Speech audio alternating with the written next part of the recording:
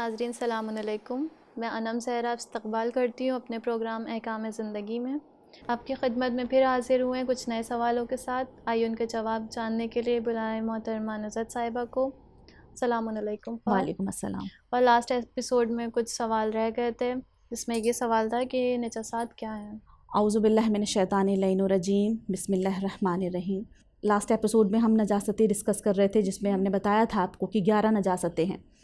तो आज हम उसके बारे में बात करेंगे कि वो 11 नजासतें क्या हैं, क्योंकि इन 11 नजासतों के बारे में जानने के बाद ही हम समझ पाएंगे कि क्या क्या चीज़ें नजासतें क्या हैं और क्या नहीं। क्योंकि हम हर चीज़ को नजिस मान लेते हैं और उसके बाद हमारा अमल होता है कि सबसे पहले हम नमाज़ों को छोड़ देते हैं कि हाँ जी कि ये चीज़ें हो गई हैं, लिहाजा ये चीज़ें नजिस हो गई हैं। तो ये 11 चीज़ें अगर आप समझ लें, बल्कि याद होनी चाहिए 11 चीज़ें कौन कौन सी हैं, तो फिर कोई परेशानी नहीं होगी। हम कोई भी बहाना नहीं बना सकेंगे नमाज को से दूरी का। तो उसमें जो 11 चीज़ें हैं वो है, सबसे पहले पेशाब और पैखाना है।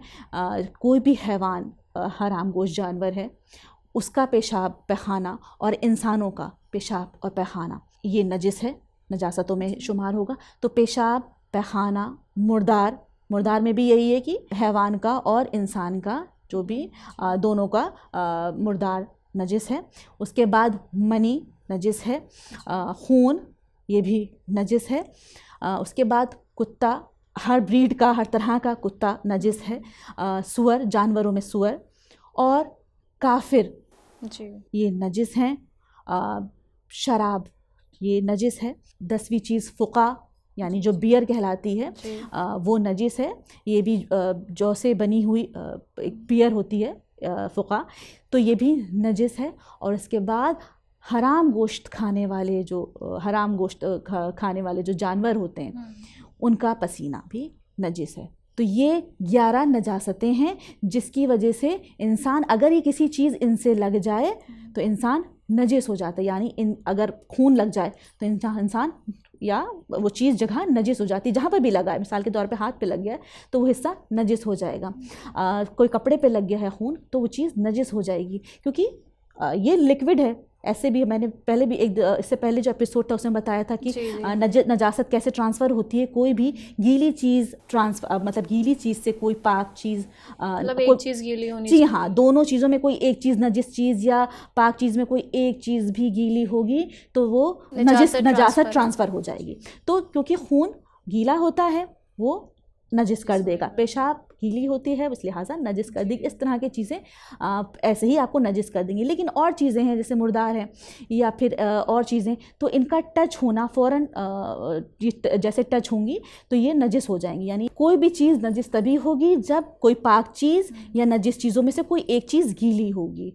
तो ये 11 चीज़ें डेफिनेट नजासतें हैं और ये किसी चीज़ से अगर टच हो जाएंगी तो फिर वो चीज़ नजिस हो जाएगी। इसमें भी है जैसे कुत्ता है या सूअर है या काफिर है, ये तभी आप मिसाल के तौर पे आपके पास आ जाएं तो आप नजिस नहीं होंगे, या आपसे टच हो जाएं नजिस नहीं होंगे जब तक कि ये आप गीले हों या वो जानवर या कुत्ता या सूअर जिससे भी आप टच हो रहे वो गीला हो। तो ज़रूरी है किसी एक को गीला होना उसके लिए।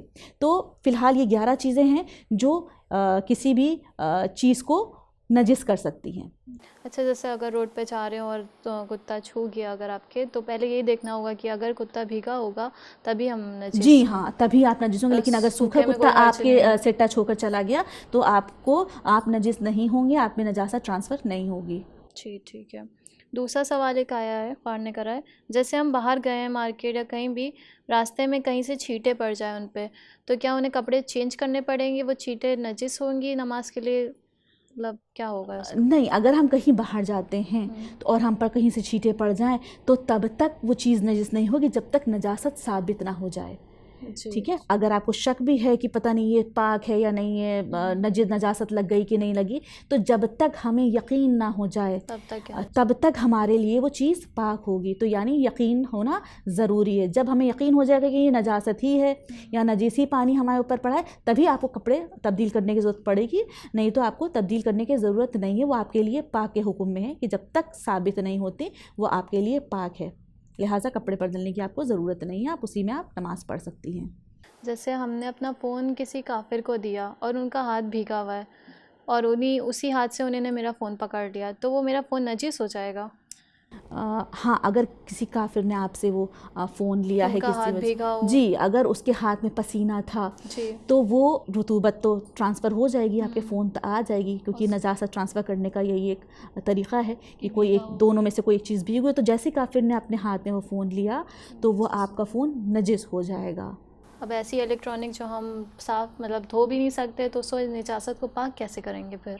तो नजासत इस तरह के फ़ोन को पाक करना वाजिब तो नहीं है, लिहाजा आप या तो आप ये करें कि उस पर कवरिंग कर लें। आजकल तो फ़ोन कवर्स ही होते हैं आम तौर पे। अगर वो पहले से कवर है तो आप उसे हटा के कवर को सिर्फ धो के रख सकते हैं, या फिर अगर वो कवर नहीं था तो आप अब उसको कवर कर लीजिए कि अब आपका डायरेक्ट फ़ोन पे हाथ ना लगे, क्योंकि अगर वो डायरेक्ट फ़ोन पे हाथ लगेगा तो वो नजिस हो जाएगा आपका। और अगर ये दोनों काम नहीं कर सकते तो तीसरा यही कि आप पर वाजिब नहीं है कि हर जिस चीज़ को पाक किया जाए। जब भी आप नमाज के लिए या इस तरह की चीज़ों के लिए, कुरान पढ़ने जाएं या आपको खाना खाना है, तो आप अपने हाथों को धो लें और उसके बाद आप नमाज भी पढ़ सकती हैं और कुरान को भी पढ़ सकती हैं, यानी कोई हर्ज नहीं है। तो हर जिस चीज़ को आप पाक नहीं कर सकती हैं, तो इस तरह की इलेक्ट्रॉनिक चीज़ें पाक नहीं हो सकती, तो कोशिश की जाए कि उनको कवर करके रखा जाए जी। या फिर कवर करके दें कि वो नजिस अगर हो जाए तो हम कवर बाद में से धो सकें। हमारा नेक्स्ट सवाल है कि अगर मसा करना हो सर का और ऑयल बहुत ज़्यादा लगा हो कि स्किन तक के ना पहुँच पानी, तो उस पर क्या करा जाएगा? आप टिशू से या किसी कपड़े से अपने सर को, हिस्से को जिस जहाँ पे मसा करना है, तो आप कोशिश करें उस पर एक बार दो बार उसको रब कर लें, जिससे जो एक्स्ट्रा ऑयल है वो कम से कम हट जाए, क्योंकि एब्जॉर्ब किया हुआ ऑयल आप नहीं हटा सकती हैं स्किन से, लेकिन जो ऊपर एक तह बना चुका है उस ऑयल को आप हटा सकती हैं स्किन तक के पहुँच जी हाँ, जो स्किन, ताकि पानी स्किन तक पहुँच सके, क्योंकि मसे में यही शर्त है कि मसा का पानी जो है आपकी इसके जिल्द तक पहुँचना चाहिए। तो आप और एक किसी टिशू को लेके सर को इस तरह से रगड़ें उस जगह को जहाँ पे आप मसा करती हैं, उस मांग निकाल के, ताकि वो जो एक्स्ट्रा ऑयल है वो पहले हट जाए। जी, वो क्लीन हो जाएगा, तब उसके बाद अगर मसा करें तो बेहतर होगा। तो तरीका जैसे एक उंगली से लोग हमने देखा है। जी हाँ, बहुत लोग एक उंगली, उसमें यही है कि एक उंगली की लंबाई में हो, ठीक है। चौड़ाई मुस्तहब जो बताई जाती है वो 3 उंगलियों की चौड़ाई है, कि इस तरह से सर पे मसा किया जाए, एक उंगली की लंबाई हो और सर से इस तरह से पीछे से लेके आगे की तरफ 3 उंगलियों की चौड़ाई में। इसमें भी मसा जब करते हैं तो उसमें भी है कि आप 3 हिस्सों में, चाहे इधर हो, अक्सर लोग ये सवाल भी करते हैं कि मेरी तो टेढ़ी मांग निकलती है तो मैं कैसे करूं, तो आप इस सर के 3 हिस्सों में ये आगे के कहीं पर भी मसा कर सकते हैं। ज़रूरी नहीं है कि सर के सामने कुछ लोगों की मांग नहीं निकलती तो वो पीछे भी कर सकते हैं, क्योंकि लेडीज़ में आमतौर पे ये होता है कि वो साइड की मांग करें हैं या बाल ज़्यादा हैं तो नहीं किया हुआ है, तो आप इन 3 हिस्सों में से कहीं पर भी मसा कर सकती हैं और कोशिश करें कि 3 उंगलियों की चौड़ाई में मसा किया जाए तो बेहतर है। अच्छा, और जैसे लोग सर को भी हिला देते हैं, सर को हिलाना सही है? नहीं, जब मसा कर रहे हो तो सर आपका नहीं रुका रहे, स्टेबल रहे, सर को नहीं हिलाना है, बल्कि आपके सिर्फ हाथ को हरकत देनी है आगे की तरफ। लेकिन कुछ लोग जैसे ये करते हैं कि उंगलियां वहीं रखते हैं और सर को आगे पीछे हिला देते हैं, तो उससे मसा गलत हो जाएगा और आपका वज़ू बातिल हो जाएगा। आपको अपना सर को स्टेबल रखना है। ऐसी पैर के मसे में भी जब आप पैर का मसा कर रहे हो तो पैरों को कायदे से एक जगह पर रखना है, पैरों को हिलाना नहीं है, और उसके बाद हाथ को सिर्फ उसके ऊपर खींचना है। बहुत बहुत शुक्रिया खौर। इंशाल्लाह आप लोग को हमारा प्रोग्राम पसंद आया होगा और अपने सवालों के जवाब भी मिल गए होंगे। इंशाल्लाह नेक्स्ट एपिसोड में कुछ नए क्वेश्चन के साथ हाज़िर होते हैं। खुदा हाफ़िज़। सलामुन अलैकुम व रहमतुल्लाहि व बरकातुहू।